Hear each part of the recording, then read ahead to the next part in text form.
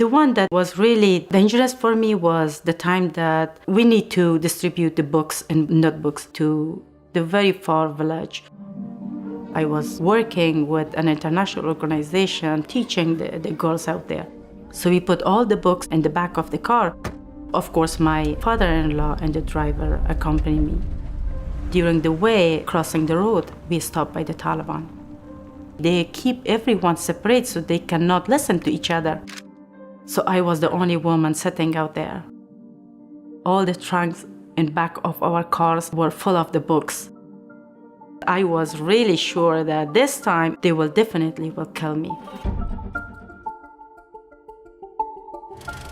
In 1979, the Soviet Union invaded Afghanistan to back an ally, the new communist Afghan government. Together, they wanted to transform the country into a socialist state, but they faced resistance. The Afghan crisis won't be easily dismissed, and a glance at their map shows why. Afghanistan is a deeply divided country. At the time, only a small fraction of the population lived in a few major cities, including some who supported the government. But the majority of Afghans lived in rural areas where people were generally poor, conservative, and very devoted to Islam and tribal traditions. For many, authority came from tribal leaders of their respective ethnic groups, not the government in Kabul. So when the communist Afghan government tried to enforce land reforms and abolish social codes, rural Afghans revolted. They formed independent militias but were collectively known as mujahideen. These are real mujahideen. They are scattered and almost impossible to unite. The Soviet army managed to occupy the cities, but met few resistance from the mujahideen in the rural areas. The Soviets responded by pounding the countryside with bombs and razing entire villages. But it galvanized more people to join the rebellion. Thousands of Muslim volunteers around the world joined the mujahideen. Countries eager to gain influence in Afghanistan started arming and funding militias. Even the US sent weapons to drain the Soviets, their main rival. The support allowed mujahideen to fight for 10 years. Around 1 million Afghans died and 6 million were displaced. Every year I've seen how the Taliban, they grew stronger. They have taken over Afghanistan twice, not because they're good at governing, but because of the other actors in Afghanistan, because of their failures. Taliban fled the country. Afghanistan falls to Taliban control. In 1989, the Soviets gave up and left. 3 years after that, the Afghan communist government fell, but the violence didn't end. The mujahideen groups turned on each other, and by 1992, Afghanistan was consumed by civil war. Door to door, street to street, road to road. There was always fighting. Kandahar was especially violent. Several mujahideen and criminal groups terrorized the population. In the spring of 1999, a group of locals there had enough. They asked this man, Muhammad Omar, for help. He had fought in the Soviet war before becoming a teacher or mullah at an Islamic school called a madrasa. He and a few other mullahs gathered some students and drove out the mujahideen. When more students joined, they captured the whole district, then Kandahar city.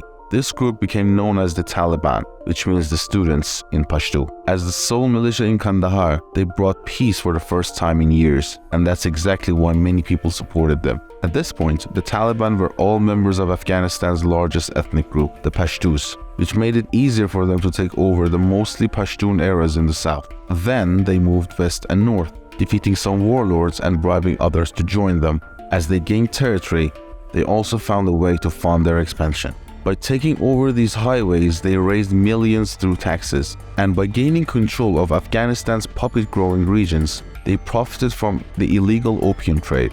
But the most crucial support came from the neighbor. Pakistan was worried that one of these mujahideen groups would take power and ally with its enemy, India, effectively surrounding them. So they gave the Taliban tons of weapons early on. In September of 1996, the Taliban entered Kabul and took control of Afghanistan.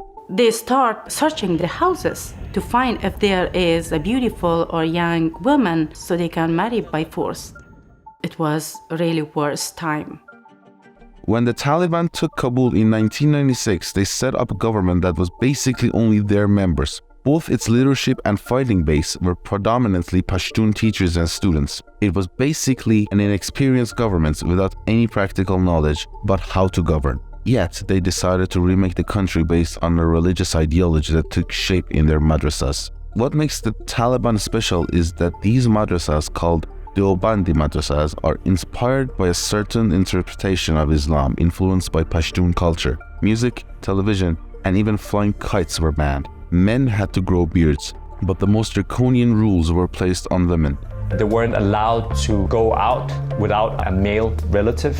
They couldn't educate themselves. They were practically banned from working. Many schools for girls went underground. Beatings, stoning, and public executions were common punishments under Taliban regime. It's why most countries, even Pakistan, Saudi Arabia, and the UAE, refused to recognize them as a legitimate government. But the Taliban soon found other allies.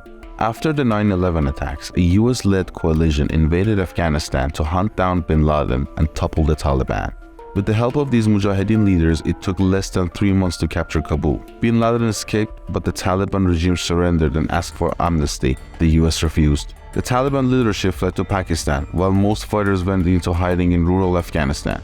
Then, the US promised to rebuild the country and turn it into a democracy. It worked with the UN to set up an Afghan government and army, and invited Mujahideen leaders to run the local governments. Then they gave the government billions of dollars to build roads, bridges, hospitals, and utilities in the cities and rural areas. But many of these projects never took shape. The Afghan government was deeply corrupt and stole millions, and in 2003, the US invaded Iraq and diverted a lot of its money. What remained was mostly spent in the cities, while rural Afghanistan was neglected and increasingly under attack. While the US was trying to rebuild Afghanistan, it was simultaneously waging a war on it. The American military was hunting down Taliban and Al-Qaeda members, largely in these rural areas, and funding and arming these Mujahideen leaders in exchange for their help. But it all backfired. Drone strikes and night raids increasingly killed innocent civilians, and the Mujahideen leaders started terrorizing people, effectively becoming warlords. The suffering of Afghanistan in certain parts of the country has not ended. We still keep losing our civilian lives.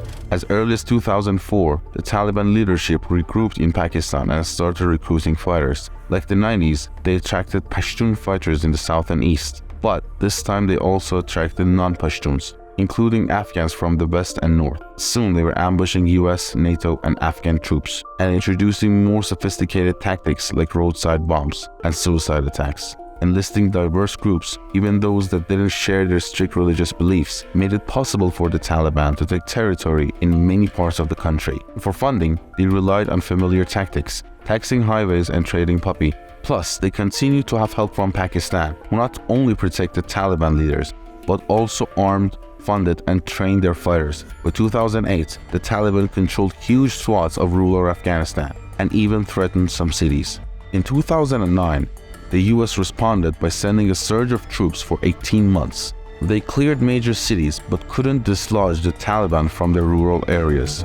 And as Commander-in-Chief, I have determined that it is in our vital national interest to send an additional 30,000 US troops to Afghanistan. In 2012, the US reduced its troops and relied on the Afghan government and army to lead the fight. But years of corruption had led many Afghans to distrust the government, leaving room for the Taliban to start governing their own territories. But this version of the Taliban governance was more flexible than their rule in the 90s. In other areas, they were much more pragmatic. They had girls' schools, and they didn't practicize, rules about beard and TV shows. It was a proof that you had a very fragmented Taliban.